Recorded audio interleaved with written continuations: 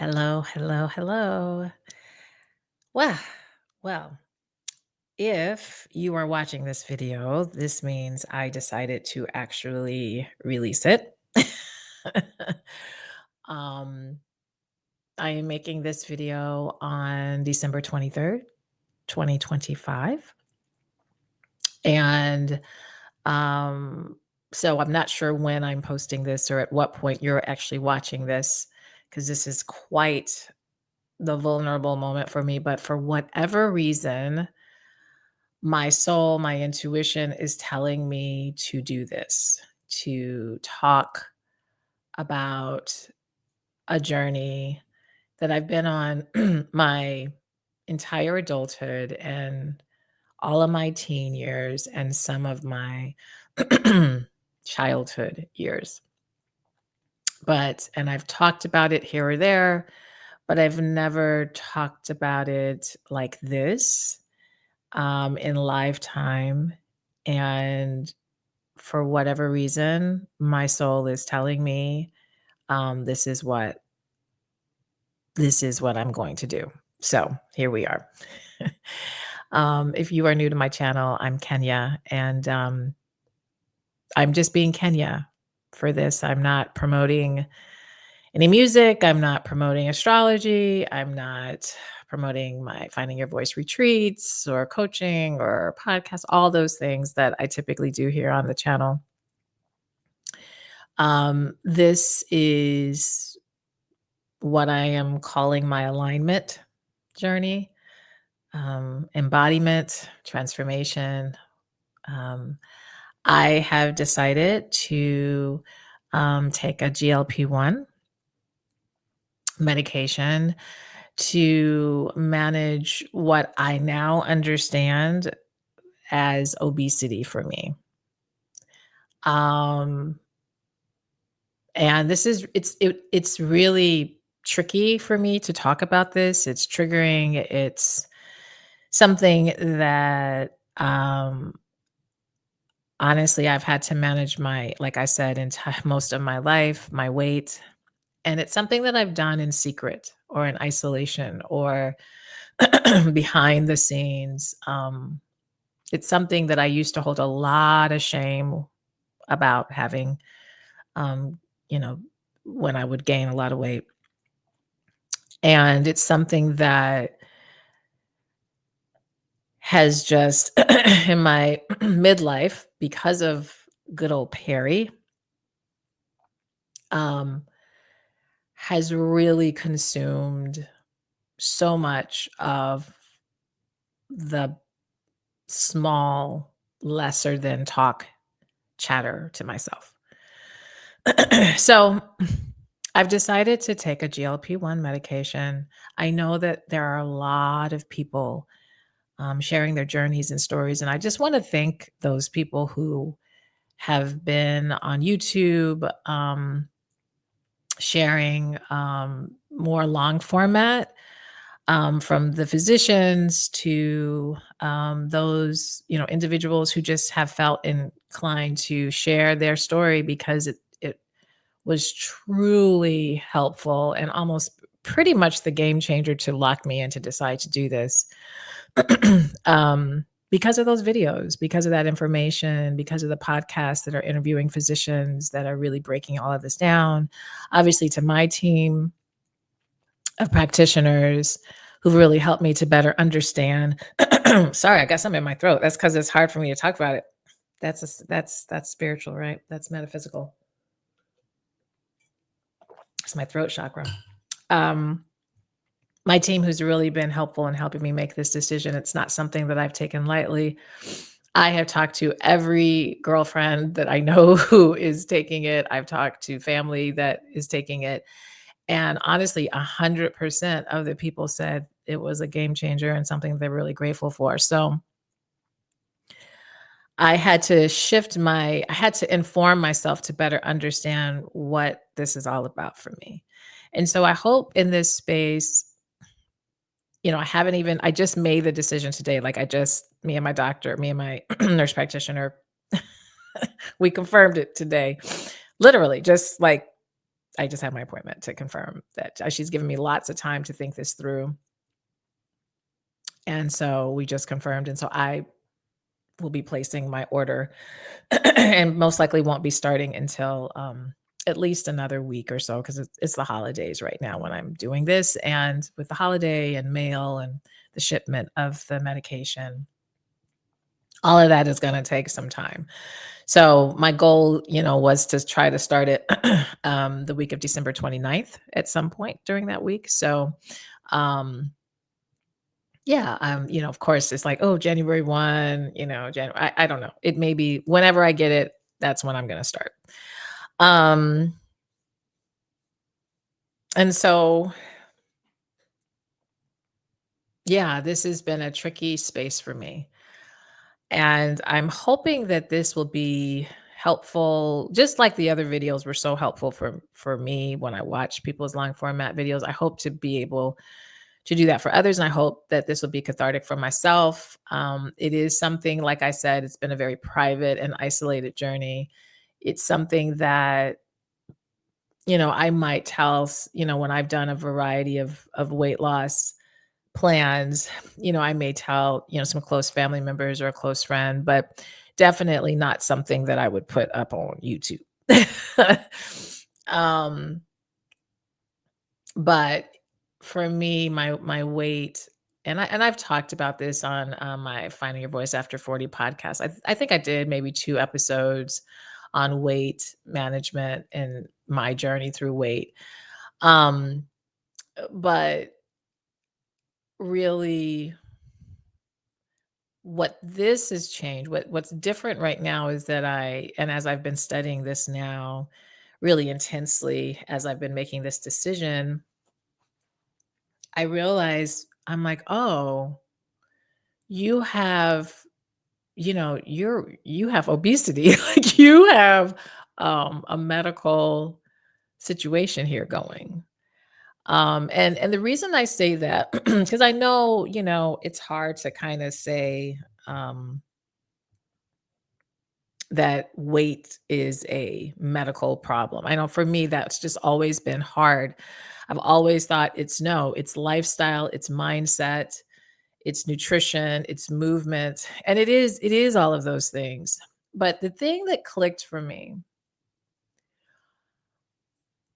the fact that I've always had to manage my weight in a way that was like a project, not in the normal way of, oh, I just, oh, I had a season of weight gain. No, this is my whole life since really puberty. I would say it started when I was in fourth grade. Fourth grade is when I started putting on weight, and that's kind of pre-puberty time because fifth, sixth grade is when you're kind of starting to kick in with your puberty as a young girl.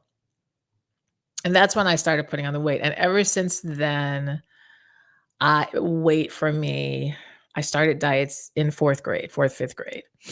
And I realized, and I still, not that I necessarily do a diets, but I've done plenty, plenty, plenty of weight management programs. And I realized in this particularly this past month, because I did some really deep, deep, deep soul searching and researching. Boy, this is hard. You hear my throat. I was not doing all of this. I just talked to somebody. I wasn't having any of this, but telling this lets me know, okay, God, yep. So let's talk about it. That's my throat chakra trying to get this all out. But it was in this past month of this deep dive that I started learning, oh, it's actually not normal, or I don't like using the word normal, but it is not this common or helpful space to always, every single day, and I mean this, every single day of my life, be thinking about my weight. from my smallest weight to my largest weight. It wasn't didn't just happen when I was larger. From small weight to large weight. I have always been thinking about my weight, always. And when I first heard this whole concept of food noise, I think that Oprah, like she always does, she kind of takes those things that are a little bit like not many people are talking about in the mainstream, and then she does it, and then it becomes this oh, and that's exactly I think what she's done with weight management medications or GLP-1s or what have you. I think people kind of knew about it, but it wasn't until she did that show that it kind of really kind of like got out, kind of explaining a little bit more of the medical diagnosis and how many people are actually doing it. And I remember I watched that show and I was still like, I don't know. I don't know about this. I don't know about giving teenagers and, just staying on a medication just to lose weight. And I think something's going on in their mind and something, I was very anti, honestly, when I first saw that. And then through time, it's like, okay, well, maybe I'm not anti, but it's just not for me. But then I have done so much in the past, I would say year to no, really 2 years to, I paid thousands of dollars to do a weight management program that was nice. It was very positive. It was a coaching program and lots of wonderful, it was a great coaching program. And I lost about, I guess maybe 11 pounds in a 6-month period. So not quite 2 months, 2 pounds a month or something like that.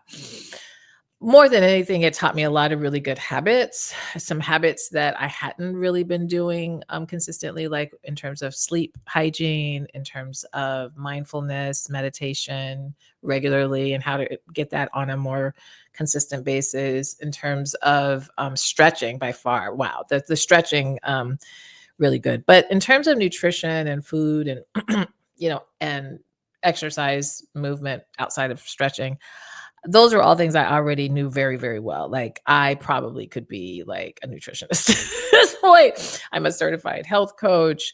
So I'm very clear on like the things that allow the body to typically release. And the fact that my body has not been able to lose in a way that can stay, like, I have the weight loss, but it just jumps right back. The moment, I look at a cookie, it's like I done gained 5 pounds. And so that really just was that has I have hit my high point of exhaustion. And I realized as I've been studying, it's like, oh yeah, that's when you have that as a medical condition. That's when you know you have obesity is when you have all of those symptoms, where you lose the weight, but it comes right back, where you're constantly thinking about food, how to manage food. My food noise, and that's what I was going to say a little bit earlier. My food noise is not so much of, ooh, I can't wait to eat. Not so much that. It's okay, if I eat this, then I can't eat that. And then if I eat this at this time, then I need to make sure that I eat that at that time. And if you're gonna go out to dinner, then make sure you eat this. It's the analyzing and the, "Ooh, you ate that. How is that gonna show up on your weight?" Like every kind of meal. And so this past 2 years, by far, I've been the most disciplined with my eating and the weight. Mm-mm. And so I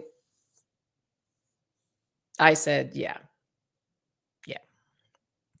Now, not to bring astrology in this, but I got to just for a moment because astrology is a tool that I do use to help me better understand the context of what's happening. Astrology doesn't make you do anything. Astrology, you don't go praise astrology. It's not like that. Astrology is a mirror. It's a mirror and it's kind of a bit of a weather forecast. But and what I mean by that, I can look at the astrology and then it kind of confirms, oh, yes, I'm feeling this. Oh, this particular planet is in a transit and it helps just for me personally and to confirm. And so I'm in a current transit where the planet of Jupiter, which is expansion, is in my first house. And first house Jupiter, a lot of times that's a very favorable because I'm a Cancer rising. I don't mean to get all heavy in astrology, y'all, but I'm gonna just say this real quick because it really has helped me also make this decision. Cancer rising, Jupiter's there. Jupiter does very well in Cancer, but it's the first house. And so, what can happen? Because the first house is our body, our self image, body image, identity, all these things. And so when Jupiter is there, you can literally that's expansion. So it can show up as weight gain or weight release, whichever kind of frequency you're on.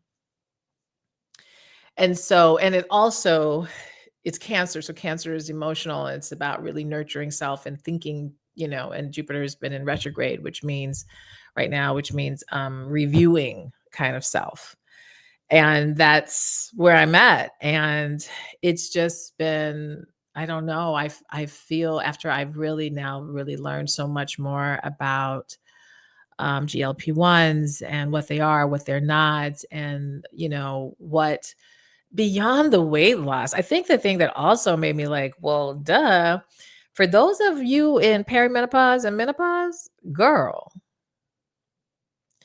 this is what I was really just all these symptoms that we have hormonally because of the hormonal shifts. The GLP-1s do a lot to support you hormonally, not necessarily with the estrogen and the progesterone, but because of the management of the insulin and, insulin resistance and all of those things that can happen as a result of just menopause. That insulin factor, which is what GLP-1s were really made over 2 decades of for, was to manage diabetes. And then the byproduct was weight loss. And so then, that's how they've decided, oh, this could be used as a weight management medication. But beyond that, the cardiovascular health improvement, um, the liver functioning improvement, like I said, insulin management improvement, which therefore, all these things can improve then cholesterol, all these things that a lot of us in midlife start to have, like, when did I get high blood pressure? When did I get, high cholesterol? When did I get this? Because of our hormone shifting, we just kind of, yeah, you just got to deal with it. But they're now seeing how, no, in fact, there are ways, obviously, to manage all of these things. So it's been interesting. And so I have decided, man, this throat,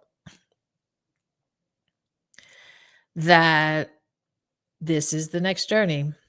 And so I hope to come here and tell you how I'm doing, how my progress is.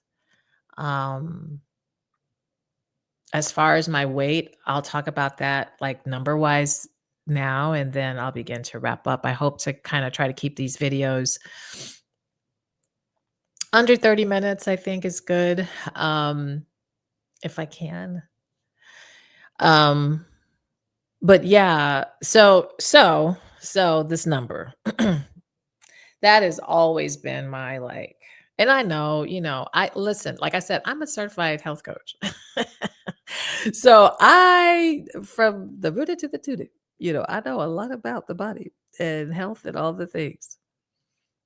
But when it comes to Kenya talking about herself in this, it's been hard. So just a little bit of I'll kind of do this as my last segment. What has my weight been? Like, what is this? Now, I am a tall woman. I have always been tall.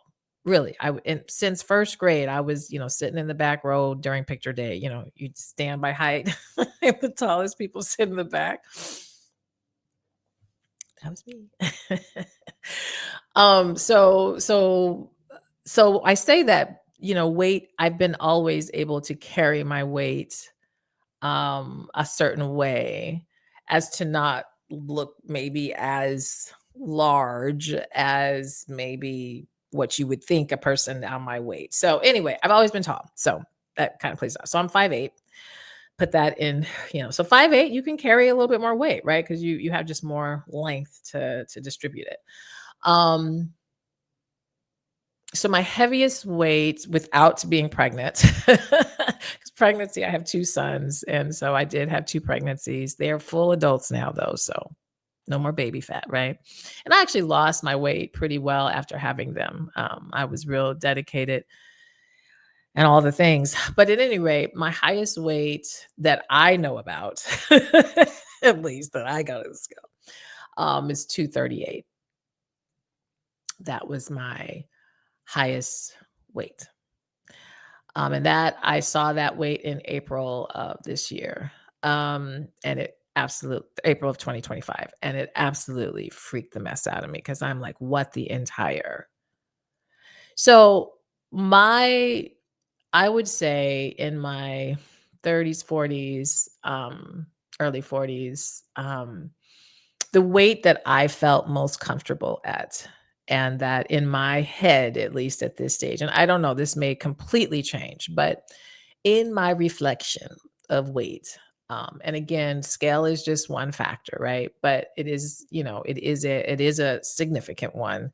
And so me weighing anywhere between 175 to 190, honestly. 175 to 185, I'll just give it a 10-pound range, is a sexy, like, I love how my body feels. I love how I feel sexy. I feel beautiful. I feel athletic. I feel healthy. When I weighed in that range, and if I weighed a little less than, 165 would be like the lowest. I think getting below 165 in the past for me was incredibly difficult to maintain it as an adult.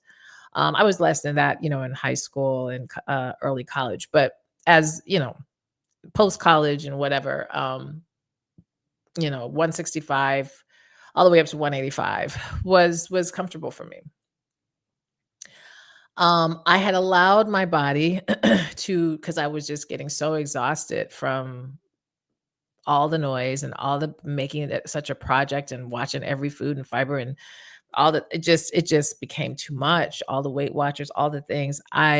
Um decided I allowed my body just to kind of go where it went based on just kind of clean eating, intuitive eating, and movement. And what it did prior to, I would say, perimenopause, I would say 200 to 210, 210 being on the high end, but 200, being on the lower end is where my body kind of just maintained really for, I don't know, I would say since 2017, 2018, all the way really until about 2021, 2022.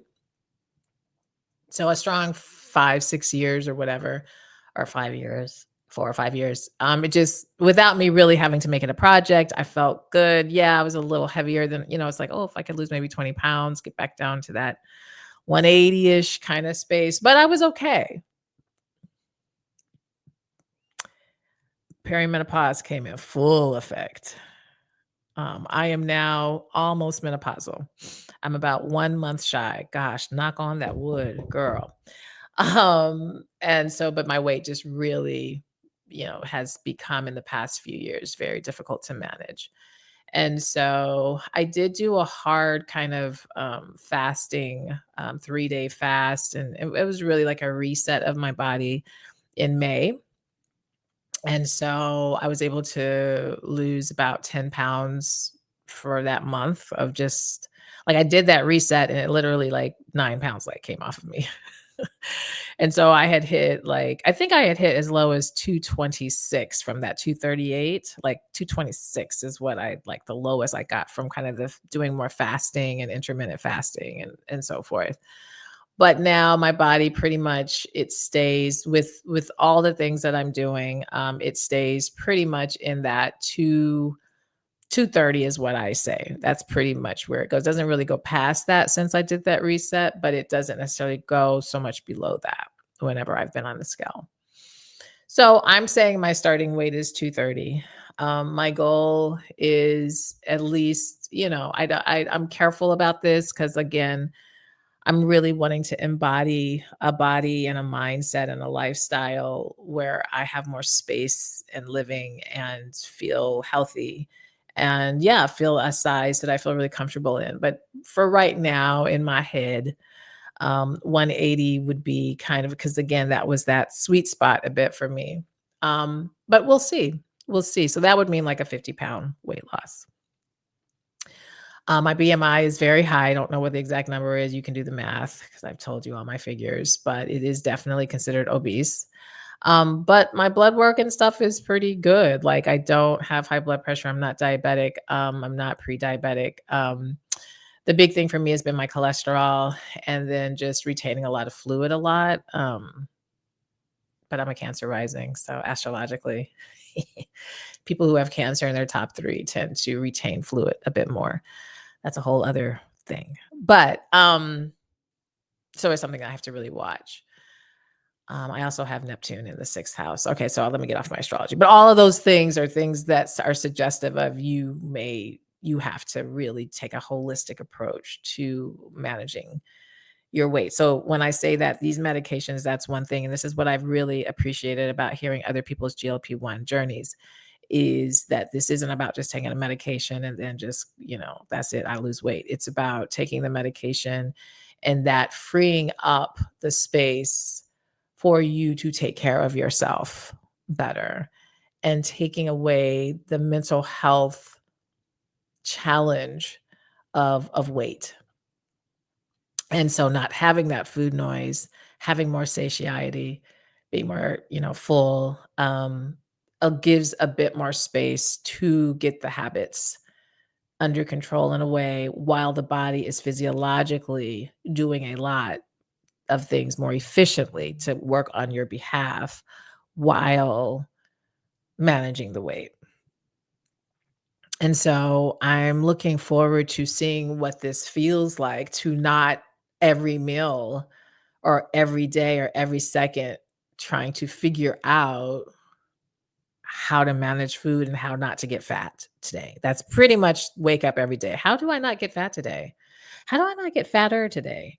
How can I be smaller today? How can I not be so fat today? That's literally what bustles in my brain all day. Go to the gym. Okay, if I work out here and I enjoy working out. Exercising is very therapeutic for me in so many ways.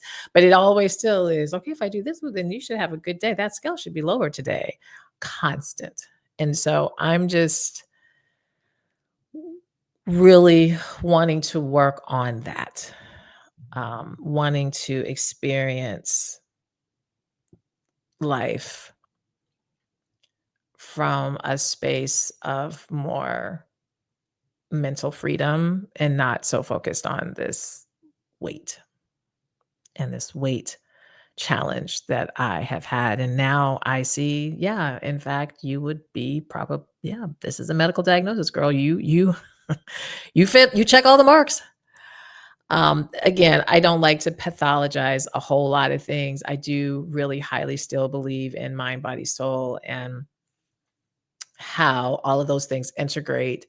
And that, yes, just like I would take some Tylenol, if I had some pain, or I would take an Advil if I have a headache, to relieve the symptoms so that I can work on the habits to whatever is leading me maybe to a more stressful day or, the things that there's nothing to me. My belief is every condition that we have, there is another metaphysical, another spiritual, mental, emotional thing. And I'll talk more about this, I hope, each week. Epigenetics, being a Black woman, race and discrimination, how that post traumatic slave syndrome, how that gets in our bodies. Also, I am not going to talk as a Black woman in America to not think that there is not an epigenetic factor happening here, because there absolutely is that. And we'll talk about that more. I hope to bring that to the consciousness of people as well. And it's to further help, I hope to further help those women who have generational patterns of health conditions and obesity and so forth, to begin to look at it from that lens too.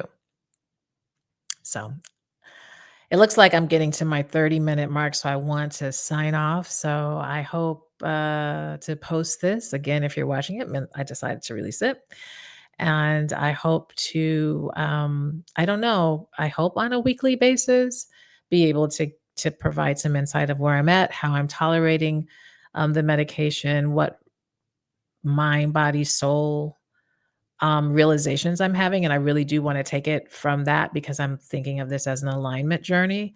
So, how my mental is doing, how my physical is doing, and how my spiritual is doing, and how they are doing the dance together and how they are informing me in this journey. So, thanks for listening. Please, if you're not subscribed, subscribe, comment, share, what have you. Be kind in the comments.